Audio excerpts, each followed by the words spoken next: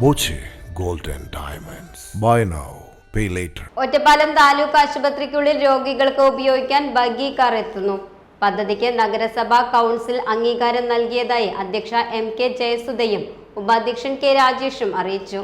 അതേസമയം പദ്ധതിയെ എതിർത്ത് UDF രംഗത്തെത്തി.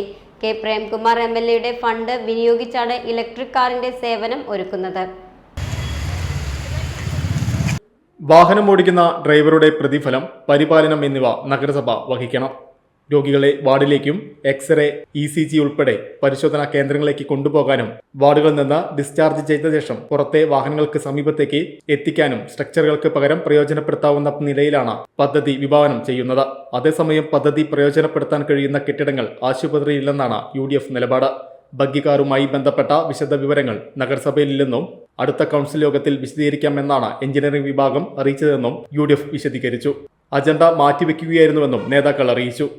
MLA ഫണ്ട് ആശുപത്രിക്ക് പ്രയോജനപ്പെടട്ടെ എന്ന് കരുതി അജണ്ടയെ അനുകൂലിച്ചെന്ന കൗൺസിലിലെ BJP അംഗങ്ങൾ പറഞ്ഞു. അതേസമയം ബഗ്ഗി കാർ സംബന്ധിച്ച് ഒറ്റപ്പാലത്ത് വാദപ്രതിവാദങ്ങളും രാഷ്ട്രീയ തർക്കങ്ങളും കത്തിക്കയറുകയാണ്. Time kids pre school, Mannannur road, Vaniyamkulam. .view news. കാഴ്ചകളാണ് ലോകം, കണ്ടു തുടങ്ങുക.